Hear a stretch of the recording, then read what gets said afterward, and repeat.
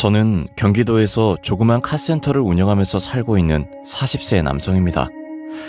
여러 날을 고민하다가 오늘 글을 올리는 이유는 결코 길지 않은 인생을 살았지만 가진 재산을 몽땅 날리고 죽기 일보 직전의 위기 상황을 2번이나 겪은 기막힌 경험담을 들려드리기 위해서입니다. 지금 생각해도 등골이 오싹해지고 머릿속이 텅 비는 느낌이 들면서 소름이 끼치지만 한 여성의 도움으로 2번의 위기를 겨우 넘길 수 있었습니다. 자기 발등 자기가 찍는다는 속담처럼 어쩌면 모든 건 사람을 쉽게 믿어버린 저의 잘못이 절대적으로 크다고 생각해요. 여러분들도 누군가 선뜻 호의를 베푼다고 하면 일단 의심하고 철저하게 확인해봐야 저처럼 어리석은 실수를 저지르지 않을 거란 말씀을 드리면서 이야기를 시작할게요. 저는 어릴 때부터 자동차를 엄청나게 좋아했어요. 4바퀴를 달고 거칠 것 없이 도로를 달리는 자동차를 볼 때마다 신이 났고 세상에서 가장 좋은 소리가 자동차 엔진 소리라고 생각했을 정도였죠. 그러니 자동차 말고는 다른 장난감은 쳐다보지도 않았어요.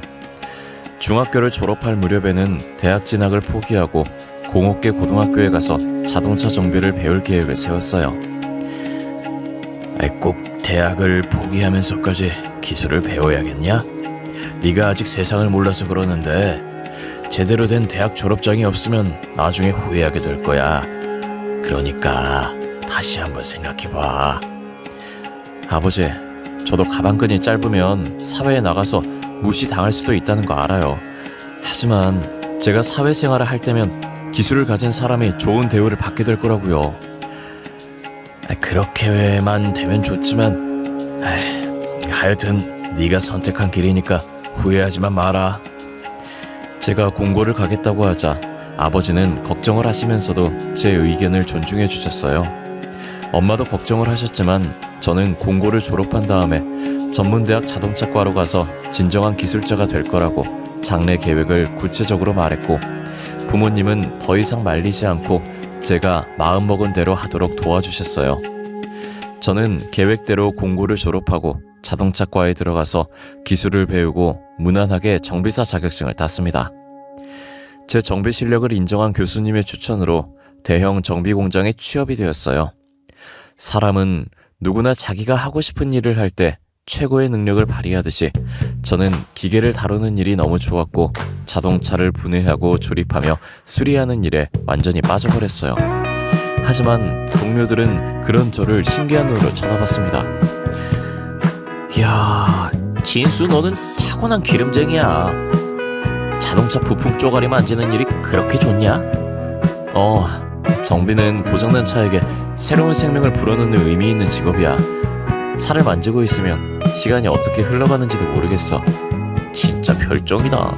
난 공부하는 게 죽기보다 싫어서 그나마 입에 풀칠하려고 억지로 하는 게 일인데 말이야. 몇 년이 지나자 제 정비 실력은 공장 안에서는 따라올 사람이 없을 정도가 되었습니다. 5년이 지나자 4바퀴의 엔진이 달린 거라면 뭐든지 고칠 자신감도 생겼죠. 공장장님도 제 능력을 인정해줘서 최연소 정비반장으로 승진을 시켜줘서 동료들의 부러움을 사기도 했습니다. 반장이 되자 월급도 올랐습니다. 그렇지만 아직 미혼인 처지에 돈을 쓸 데가 별로 없어서 월급을 받으면 엄마에게 모두 주었어요. 엄마는 제가 내미는 월급을 받을 때마다 좋아하시면서도 걱정을 하셨어요. 진수야, 일은 힘들지 않니? 몸은 피곤하지만 재미있어. 세상에 쉬운 일이 어디 있겠어. 참고 견디면서 때로는 즐겨야지. 그래, 우리 아들 이제 다 컸네. 그럼 엄마 소원 하나만 들어줄래? 소원? 뭐든지 말해. 이제 네 월급은 나 말고 다른 여자한테 줬으면 해. 다른 여자라니? 누구? 아휴, 네 마누라지 누구겠어. 일도 좋지만 이제 슬슬 결혼할 생각도 해야지. 알았어. 제가 28을 넘기고 30을 바라보게 되자 결혼을 하라는 엄마의 독촉은 나날이 심해졌습니다. 전 30을 넘기고 결혼을 할 생각이었지만 엄마는 제가 쉬는 날마다 낯선 약속을 잡으셨어요. 저는 내키지 않았지만 엄마의 성화에 못 이겨 여러 차례 여성들을 만나봤지만 성과는 없었어요. 저 자동차 정비를 하신다고 들었어요. 예, 맞습니다. 그럼 연봉은 얼마나 되나요? 물론 차하고 집은 있으시죠? 전 유치원 교사로 일하는데 결혼하면 그만두고 살림만 하면서 육아에 전념하고 싶어요. 혹시 맞벌이 원하세요? 그럼 곤란해요. 그리고 결혼하면 당연한 거지만 분가해서 따로 사는 거 맞죠? 맞서는 늘 이런 식이었어요. 서로에게 호감을 가지는 건 안중에도 없었고 그저 조건만 따지고 맞춰보려고 들었어요. 이런 일이 여러 번 거듭되니 맞선 자리에 나오는 여성들이 모두 가격표가 매겨진 물건으로 보여서 마음에 들지 않았습니다. 당연히 교제로 이어지는 일도 없었고요. 진수야, 이번에는 아주 확실하다? 응? 마지막으로 한 번만 더 만나보자. 큰 병원 간호사라는데 아주 참하고 예뻐. 엄마, 이제 그만해. 결혼은 내가 알아서 한다고 했잖아. 아니, 애가 왜 소리를 지르고 난리야? 엄마의 성화에 질려서 언성을 높이고 말았어요. 저는 차근차근 엄마를 설득했고 엄마가 더 이상 맞선을 보라고 보채는 일이 없어졌어요.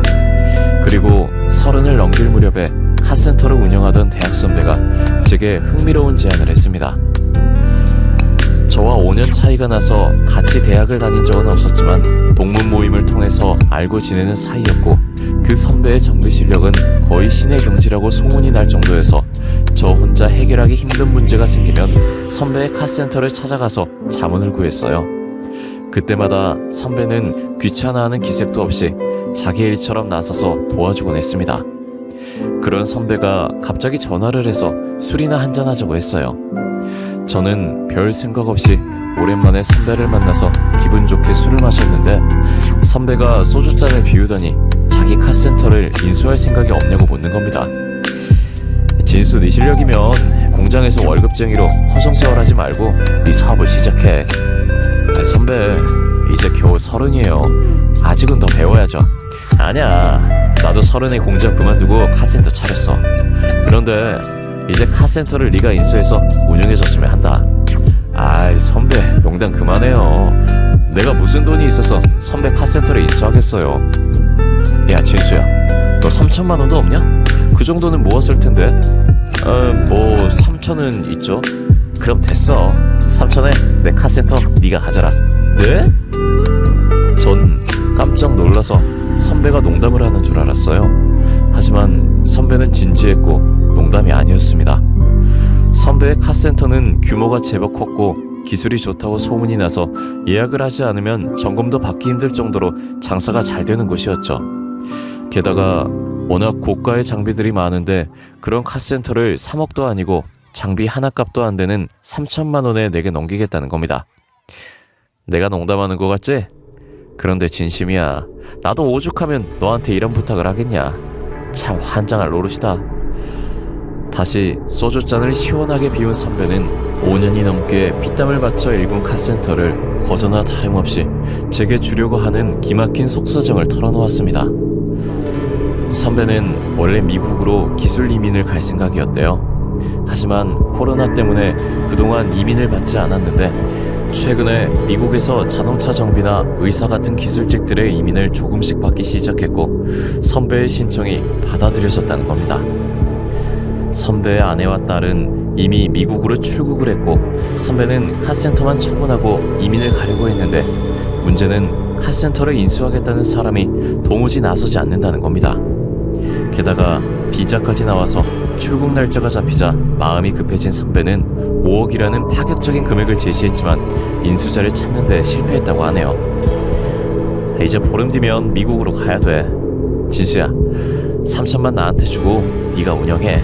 그리고 3년 동안 매달 수익금 일부를 나한테 송금해줘. 어때? 괜찮은 조건이지? 눈을 씻고 찾아봐도 믿고 맡길 사람이 너밖에 없더라.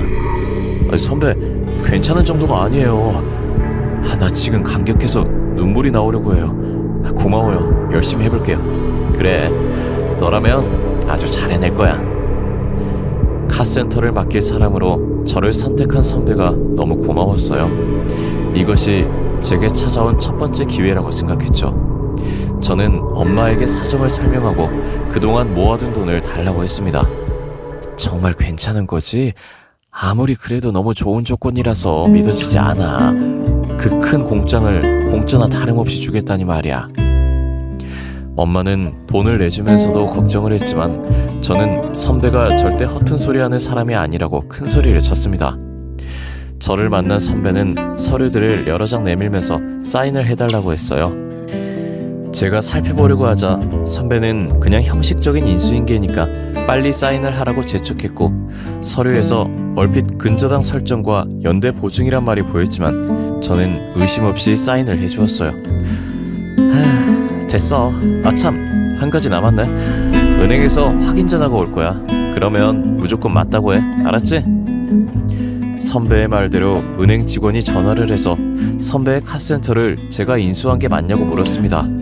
저는 자신있게 그렇다고 대답했고 녹취를 하겠다는 은행 직원의 말에 대뜸 동의했어요. 저는 은행 직원이 뭐라고 하든 내라고만 했습니다. 정말 순진하고 어리석었던 겁니다. 그날 선배에게 돈과 함께 미국에서 코리안 드림을 꼭 이루라고 덕담을 얹어주었습니다. 며칠 뒤에 공장을 그만둔 저는 희망에 부풀어서 제 사업을 시작했습니다. 고정 고객들도 제법 있었고 차를 고치는 제 실력이 입소문을 타고 퍼지면서 손님들은 나날이 늘어갔습니다. 저는 사업을 시작하면서 격리 직원을 한 명 뽑게 되었어요. 지인의 소개로 무역회사에서 격리로 일하다가 회사가 문을 닫는 바람에 실업자 신세가 되었다는 여성을 소개받았어요. 안녕하세요 사장님, 정지훈이라고 합니다. 그녀의 첫인상은 아주 선하고 얌전해 보였어요. 특히 수줍게 웃는 모습은 괜히 제 마음을 설레이게 만들었습니다. 저는 몇 마디 물어보지도 않고 바로 다음 날부터 출근하라고 말했죠. 그녀의 얼굴을 매일 보는 것만으로도 저는 너무 행복하고 좋았어요. 일을 하다가도 창문을 통해 컴퓨터 앞에 앉아서 열심히 서류를 정리하는 그녀의 모습을 보면 피곤함이 싹 사라지고 저도 모르게 얼굴에 미소가 번지곤 했습니다. 그때 저와 함께 공장에서 일했던 후배놈이 지윤이에 대한 제 마음을 알아채고 말았죠. 후배는 제가 공장을 그만두고 사업을 시작한다고 하자 자기도 데려가 달라고 매달려서 같이 일하게 되었어요. 형, 지윤이 좋아하지? 귀신은 속여도 내 눈은 못 속여. 아이 자식이 헛소리 말고 일이나 해. 형도 이제 사장이야. 꿀릴 게 뭐가 있어. 지윤이한테 형 같은 신랑감이면 가분하지. 내가 다리 놔줄 테니까 잘해봐. 후배는 제멋대로 지윤이와 저를 불러내서 술자리를 만들더니 자기는 슬며시 사라져버렸어요. 둘만 남게 되자 어색함이 밀려왔는데 뜻밖의 지윤이가 먼저 입을 열었어요. 사장님이 저를 어떻게 생각하시는지 모르겠지만 저는 사장님 좋아해요. 말을 마친 지윤이는 얼굴이 발갛게 달아올라서 고개를 숙였어요. 아 그래, 미투야. 엉겹결에 튀어나온 제 말을 들은 지윤이는 피식 웃음을 터뜨렸고 저도 따라서 웃고 말았네요.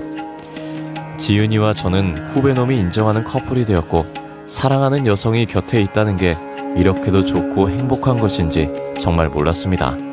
하지만 세상을 다 가진 것 같은 행복은 어느 날 갑자기 완전히 깨지고 말았습니다. 불과 1년 만에 선배의 제안은 제 인생을 완전히 박살내고 나락으로 빠뜨리는 악마의 유혹이란 걸 알게 되었던 거죠. 은행에서 대출금 납부를 독촉하는 고지서가 날아오기 시작했지만 저는 무시했어요. 그러자 은행에서 직원들이 들이닥쳤습니다. 김진수 사장님이시죠? 대출금 변제가 이루어지지 않아서 찾아왔습니다. 대출금 거치 기간 1년이 지났어요. 약정대로 2달 이내 원금과 이자를 전액 일시 상환하셔야 합니다. 아니 대출이라니 그게 무슨 말씀이죠? 제가 어리둥절한 표정으로 묻자 은행 직원은 제가 사인한 서류들을 보여주었습니다. 전 선배가 제게 떠넘긴 대출금이 있다는 걸 알게 되었어요. 좋아요. 그럼 상환해야 할 대출금이 총 얼마죠? 전부 5억 정도 되겠네요. 네?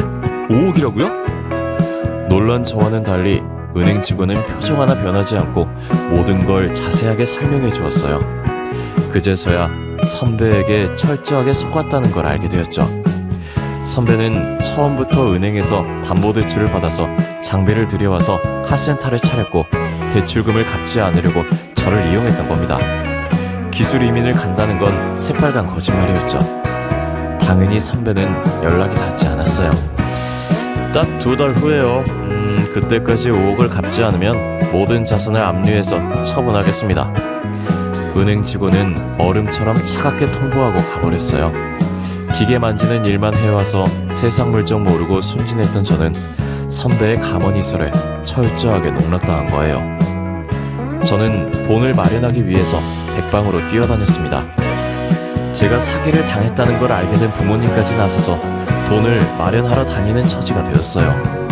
하지만 겨우 마련한 돈이 3억 5천이었어요. 만약 2달 안에 나머지 1억 5천을 구하지 못하면 모든 걸 압류당하고 알거지가 될 신세였어요. 앞이 캄캄했고 매일 밤 한숨도 잘 수가 없었어요. 그러던 중에 믿었던 후배놈까지 일을 그만두고 자기 살 길을 찾아서 떠나버렸습니다. 그때 공경에 처한 제게 지윤이가 도움의 손길을 내밀었어요. 오빠, 무슨 고민 있어? 안색이 너무 안 좋고 틈만 나면 멍하니 앉아서 한숨만 쉬잖아. 무슨 일이야? 제 고민을 차마 털어놓을 수 없어서 망설이는데 지윤이가 거듭 물었어요. 혹시 돈 문제야? 이제는 지윤이를 속일 수 없다고 생각해서 솔직하게 모든 걸 털어놓았습니다. 2달 뒤면 알거지가 될 신세이니 그녀도 저를 떠날 거라고 생각했는데 정말 뜻밖의 말을 했어요. 오빠, 우리 엄마가 식당 운영하는 거 오빠도 알지? 엄마한테 모아둔 돈이 약간 있어. 그리고 나도 결혼을 염두하고 저축한 게 있으니 그걸로 급한 불부터 끄자. 그게 정말이야? 저는 남자 체면에 결혼도 하지 않은 예비 처가의 손을 벌리는 것이 얼굴을 들 수 없을 정도로 부끄럽고 염치 없는 일이었지만 은행의 압박과 독촉이 날로 심해져서 카센터를 지키려면 다른 방법이 없었습니다. 결혼 전 장모님의 날선 반응을 예상했지만 다행히 따뜻하게 받아주셨습니다. 하늘이 무너져도 솟아날 구멍은 있는 법이야. 그러니 용기 잃지 말고 꿋꿋하게 헤쳐나가게나. 장모님, 정말 감사합니다. 이 은혜는 죽어서도 잊지 않겠습니다. 장모님의 따뜻한 위로에 마음이 울컥해져서 그만 눈물을 보이고 말았네요. 사내가 눈물이 이리 해퍼서 어째? 응? 살다 보면 지금보다 더한 일도 생길 텐데 그만 눈물 닦고 웃으면서 당당하게 살아. 그렇게 아내와 장모님의 도움으로 카센터를 지키게 되었어요. 거액의 대출을 가족이 총동원되어서 겨우 처리하고 카센터가 정상으로 돌아오자 저 혼자 살겠다고 그만뒀던 후배놈이 다시 찾아와 받아달라고 부탁을 했습니다. 한 번 배신한 놈은 또 배신한다는 말이 있지만 지금은 저 혼자만으로는 밀려드는 정비일을 도저히 감당할 수 없어서 다시 일하도록 받아주었어요. 이제는 정말 고생 끝이라고 생각했는데 그게 아니었습니다. 정말 엄청나고 충격적인 일이 저를 기다리고 있었어요. 아내와 저는 형편이 풀리자 미뤘던 결혼식을 올리고 정식으로 부부가 되었는데 불과 2년 만에 아내가 뇌종양 판정을 받고 쓰러져 버린 겁니다. 저는 담당 의사를 찾아가서 돈은 얼마든지 들어도 좋으니 살려만 달라고 애원했습니다. 하지만 의사는 굳은 표정으로 고개를 저었어요. 종양이 너무 크고 이미 다른 장기로 전이가 시작된 상황이라 수술이 불가능한 상황입니다. 의사가 되어서 이런 말씀밖에 드리지 못해 너무 죄송합니다. 지푸라기라도 잡는 심정으로 애원했지만 의사는 저의 마지막 희망마저 포기하게 만들었어요. 약물 치료를 했지만 아내의 상태는 나아지지 않았습니다. 저는 마지막까지 포기하지 않고 아내의 곁을 지키면서 정성을 다해 간호를 했어요. 그렇지만 무심한 아내는 6개월 만에 제 곁을 떠나고 말았죠. 호강 한번 시켜주지 못하고 고생만 하다가 저 세상으로 간 아내가 너무 불쌍하고 가여워서 차마 떠나보내지 못하고 보름이 넘게 폐인처럼 지냈는데 장모님이 찾아와 죽은 사람은 그만 있고 산 사람은 살아야 한다고 위로를 해주시더라고요. 김서방, 이제 그만 지은이를 놓아주게. 걔도 저승에서 자네가 열심히 살아가는 모습을 보고 싶어 할 거야. 나를 봐서라도 자네가 마음을 다 잡아야 하네. 졸지에 딸을 잃은 장모님의 슬픔이 저보다 더할 텐데 오히려 저를 위로해주는 장모님의 깊고 넓은 마음에 저는 세상을 잃은 것 같은 슬픔에서 벗어나 모진 마음으로 다시 일을 했습니다. 이제는 사위가 아니라 친아들 이상으로 장모님에게 잘해드리겠다고 마음먹고 장모님께 같이 지내자고 말했지만 장모님은 거절했어요. 자네는 내 걱정하지 말고 좋은 여자 있으면 다시 시작해. 네? 그게 무슨 말씀이세요? 전 장모님을 엄마로 생각하면서 모시기로 작정했으니 그런 말씀은 하지 마세요. 김서방, 자네 앞길이 구만리 같은데 괜히 내가 자네 발목을 잡고 싶진 않네.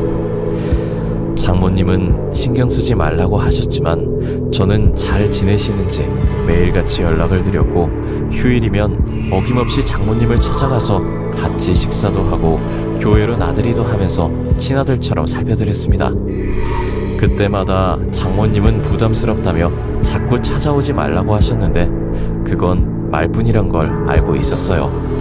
그러다 장모님이 제게 사진 한 장을 보여주었어요. 아주 예쁘게 생긴 여성이었죠. 어떤가? 마음에 들어? 내 친구 딸인데 얼마 전에 남편이 교통사고로 세상을 떠났어. 내 생각에는 자네하고 잘 맞을 것 같아. 한번 만나봐. 장모님은 혼자 된 사위의 재혼 중매를 서려고 하시는 겁니다. 전 어이가 없어서 장모님에게 처음으로 화를 내고 말았어요. 장모님, 왜 이러세요? 전 끝까지 장모님 모시면서 살겠다고 했잖아요. 김서방, 나를 생각해주는 자네 마음은 고맙지만 이제는 자네도 새 출발하게. 그래야 내 마음이 편해. 전 재혼할 생각 없어요. 그러니까 장모님도 다른 여자 만나란 말은 하지 마세요. 장모님은 저를 만날 때마다 미안한 마음이 들어서 불편해 하셨습니다. 하지만 저는 마지못해 장모님을 보살펴 드리는 게 아니었습니다. 장모님이 선뜻 1억이 넘는 거액을 내주지 않았다면 전 아마 이 세상 사람이 아닐지도 모르는 일이니까요. 물론 그 돈은 거의 다 갚았지만 제 마음속에는 여전히 부채의식이 자리 잡고 있었습니다. 1년이 넘게 지나자 아내를 잃은 슬픔은 가라앉았고 장모님도 저를 아들로 여기면서 지내게 되었는데 사람 일이란 참 묘한 것이어서 5년이 지난 뒤에 제게 여자가 생겼습니다. 그녀의 이름은 정소희였고 카센터에 자주 오는 단골 손님이었어요. 그녀는 비싼 외제차를 타고 다녀서 처음부터 기억에 남았던 손님이었어요. 자동차 점검을 핑계로 한 달에 한 번은 꼭 들렸고 워낙 성격이 싹싹하고 밝아서 처음 보는 저에게 대뜸 오빠라고 불렸던 여자였죠. 그렇게 그 여자와 저는 편하게 말을 놓으면서 연락하고 지내는 사이까지 발전했습니다. 그러던 어느 날 그녀가 주말에 뭐 할 거냐고 제게 물었어요. 뭐 특별한 계획은 없어. 주말에는 그냥 집에서 쉬어야지. 오빠 뭐야, 재미없게. 그러지 말고 나랑 같이 영화 보러 가자. 그래서 주말에 소희와 첫 데이트를 하게 되었어요. 영화를 본 다음에 밥을 먹으면서 그녀의 집안이 얼마나 대단한 갑부인지 알게 되었죠. 아버지는 미국에서 사업을 하고 계시고 엄마는 부동산 투자를 하셔. 아버지는 나한테 사업을 물려줄 테니 미국으로 들어오라고 하시는데 난 싫어. 난 내가 태어난 나라에서 계속 살 생각이야. 소희는 얼핏 사업가인 아버지의 재산이 수백억이 넘는다는 말을 했어요. 그동안 돈을 보고 달려드는 남자들이 숱하게 많았지만 하나같이 늑대같이 느껴져서 독신을 고집해왔는데 저를 만난 다음부터 생각이 달라졌다고 말했어요. 그냥 오빠가 편하고 좋아. 다른 이유 같은 건 없어. 부부는 무엇보다 같이 있으면 그냥 좋고 편해야 된다고 생각해. 오빠가 내게는 그런 느낌을 주는 남자야. 소희의 적극적인 애정 공세 덕분에 저희들은 자연스럽게 연인 관계가 되었고 소희의 엄마를 만나서 인사까지 드리게 되었어요. 소희 엄마의 첫인상은 부잣집 사모님 같은 느낌이 확 풍겼어요. 외모와 옷차림 그리고 말투까지 품격과 교양미가 철철 넘치는 여성이었습니다. 만나서 반가워요. 젊은 나이에 자기 사업체를 운영하고 있다니 대단해요. 알고 있겠지만 집안이 넉넉한 편이라 소희가 버릇없이 자라서 아직 철부지예요. 여러 가지로 모자란 점이 많으니 서로에 대한 사랑과 애정으로 이해해주기 바래요. 그녀는 마치 주례사 같은 말을 제게 해주었죠. 그리고 정말 귀에 솔깃한 제안을 했습니다.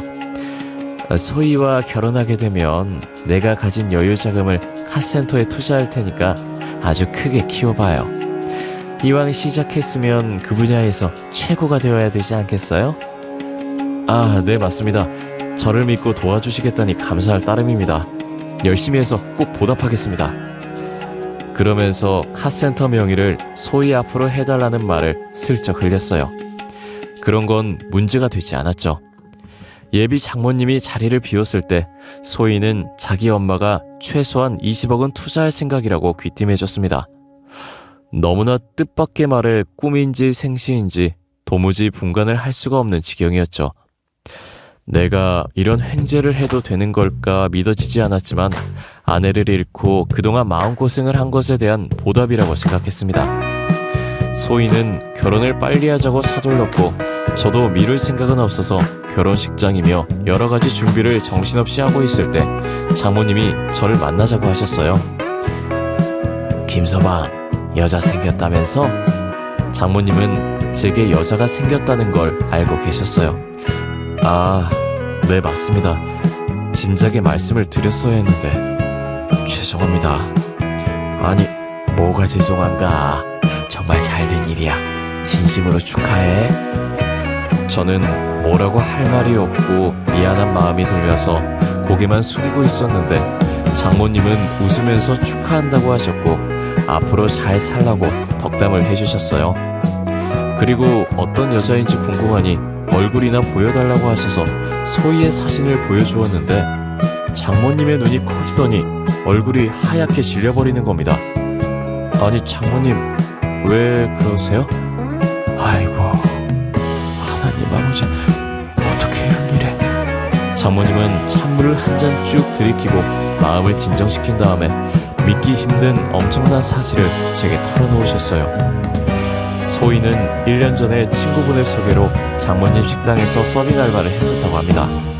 그 친구분은 소희가 어려서 부모님을 잃고 친척 집에 얹혀서 살다가 성인이 되자 눈치가 보여서 독립을 했는데 어린 여자가 혼자 살다 보니 남자들이 괴롭히기도 하고 고등학교 중퇴의 학력으로는 변변한 일자리를 찾기도 힘들어서 유흥업소에 나가면서 어렵게 사는 게 안쓰러우니 일 좀 시켜주라고 했다는 거죠. 친구의 부탁으로 고아인 소희를 걷어주었는데 소희는 얼마 가지 않아 사고를 쳤다고 합니다. 유부남과 바람을 피우다가 본처가 식당으로 찾아와서 한바탕 난리가 벌어졌다는 거예요.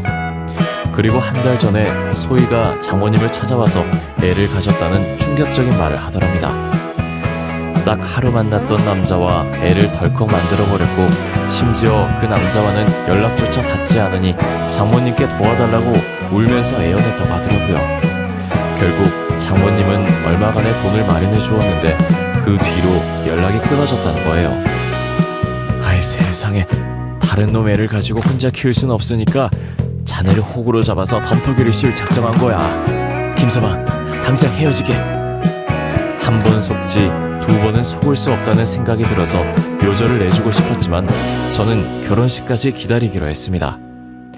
결혼식 당일 신부 대기실에서 소희와 예비 장모의 섬뜩한 대화를 우연히 듣게 되었어요. 알고 보니 예비 장모는 소희가 유흥업소를 나갈 때 알게 된 마담이었어요. 그녀들은 제가 가진 카센터를 자기들 명의로 만든 다음에 처분해서 나눠 갖고 도망을 치려는 말도 안 되는 계획을 가지고 있었어요.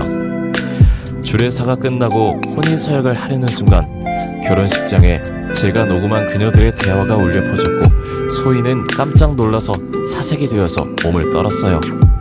곧 경찰들이 식장 안으로 들어와서 소희를 데리고 갔습니다. 소희는 끝까지 제게 오해라고 소리를 지르면서 저를 사랑한다고 악을 쓰듯이 말했지만 저를 호구로 보고 인생을 작살내려고 했던 그녀를 도저히 용서할 수 없었어요. 오빠, 내 사정이 너무 급해서 저지른 일이야. 한 번만 용서해줘. 응? 제발 부탁이야, 오빠. 소희는 울면서 살려달라고 제게 매달렸지만 제 마음은 이미 돌아선 뒤였어요. 경찰을 통해서 전해 들은 말로 소희와 선배 마담은 혼인빙자 사기 혐의로 구속되어서 조사를 받고 있다고 하더라고요. 사람의 인생은 알 수 없는 것이라 앞으로 어떤 좋은 인연이 생길지는 모르겠지만 지금 저는 2번이나 속았던 아찔한 기억이 있어서 사람을 믿을 수가 없게 되었습니다. 하지만 딱 한 사람, 장모님은 예외입니다. 늘 저를 챙겨주고 배려해주시는 장모님과 같이 살면서 오늘도 열심히 일하고 있어요. 아찔했던 제 사연 읽어주셔서 감사합니다. 여러분에게도 장모님 같은 존재가 있었으면 좋겠네요. 다들 좋은 일만 가득하시길 바랍니다. 감사합니다.